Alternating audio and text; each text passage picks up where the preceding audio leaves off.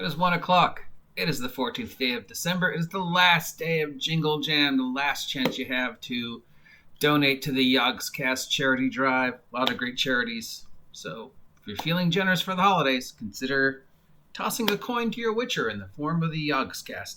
It is time for the RPG news of the day. I am your grumpy guide to all things gaming, the OGGM, and let's see what's going on in the world. Well, the Kickstarter for the Cypher System Superhero System from Sean K. Reynolds and Monty Cook Games has coming to an end. Looks like it is paid for. I'm interested in looking at it. You know, my opinion of Monty Cook has always just been he does amazing stuff, very little follow through. Let's see what else is going on in the world of role-playing today. Still, they are looking for nominations for the most anticipated RPGA of 2021. So what are you most anticipated about for 2021? Let us see what the nominations are. Let's see. So the most excited RPGs for 2021 so far are the Dune role-playing game is up there already, obviously. Cyberpunk Red, though that just came out. The supposed Fallout role-playing game. The supposed Stargate role-playing game. Fading Suns. And finally, hopefully, some more stuff from the Margaret Weiss Tracy Hickman role-playing system, Cortex. So right now, those are the most anticipated role-playing games for 2021. If you want to suggest something that you think is coming out in 2021, go to the EN World Community Gamma Community website and make a suggestion. And they are also still taking votes and suggestions for the RPG Podcast of the Year. Mofidis has announced extension to the license of the Star Trek adventure. They have plenty of new product coming out in 2021, including some stuff on the Enterprise, some stuff on the Klingons, the stuff on the mysterious time travel agency of Starfleet. Congratulations to Mofidis for getting and keeping the Star Trek role-playing game license, especially with CBS pushing Picard and Discovery. Okay, so speaking of the Fallout role-playing game, Mofidis has just announced that they got the Fallout post-nuclear tabletop role-playing game license. They made an agreement with Bushido. We should expect to see something from it in 2021. So yeah, very excited about this. Fallout, Pip-Boy, very popular video game franchise. A lot of independent, unofficial versions of Fallout are out there, but this is, I think, is going to be the first official Fallout, and it is from Mofidis. And wow, Mofidis is just ruling the roost at the end of the year because officially the Dune role-playing game license is also now officially being done by Mofidis. There was some hemming and hawing, but with the new Dune movie coming out, Mofidis has grabbed this license. So that's a bunch of major licenses for Mofidis. Congratulations, Mofidis. Way to go. Okay, so some news from one of my favorite companies, Green Ronin. They have a new fantasy system coming out called the Lost Citadel. It's a setting for 5e and AGE, the Age system. It's a fantasy world overrun by a fantasy apocalypse.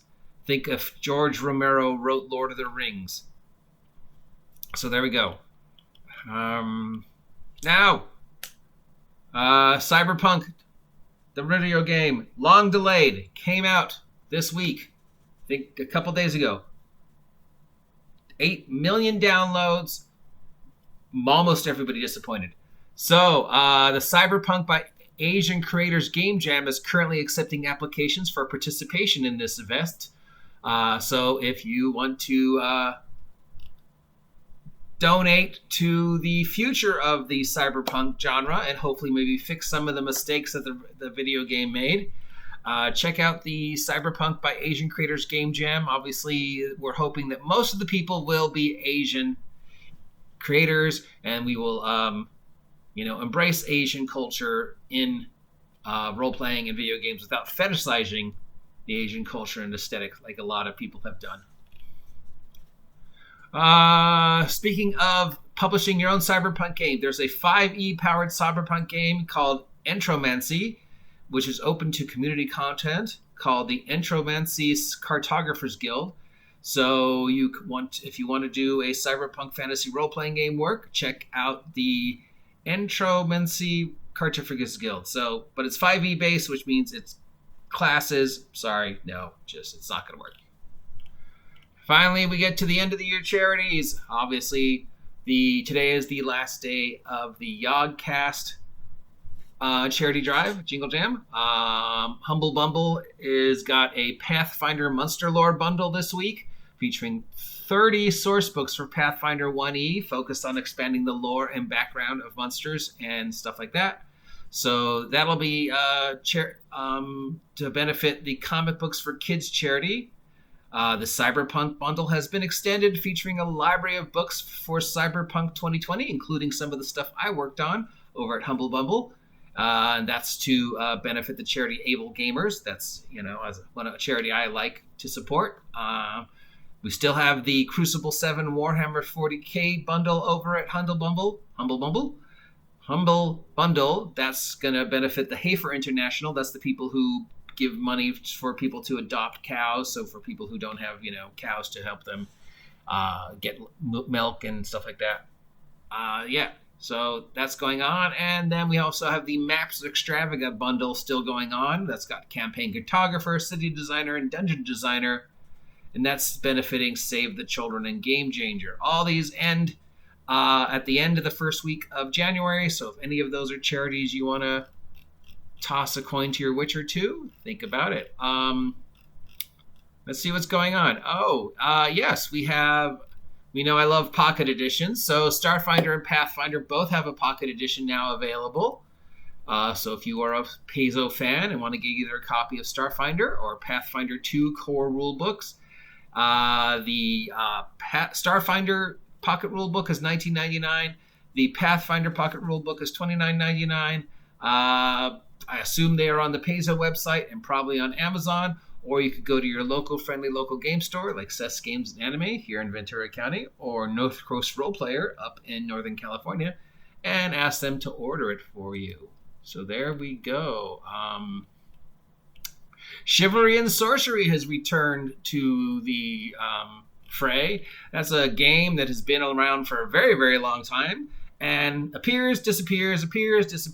I think they're on their 5th edition. Gary Gygax did some work for them at some point in time. They are, I guess, technically an OSR, retro, whatever you want to call it, but they have a Land of the Rising Sun Oriental Adventures kind of thing coming out. So yeah, that's gonna get them trouble, but bad press is still press.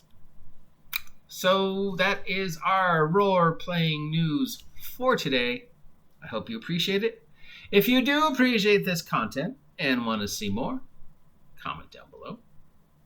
If you're thinking of unsubscribing from the OGGM Adventures, comment down below and let me know why, because I can't fix it if you don't tell me what's broken.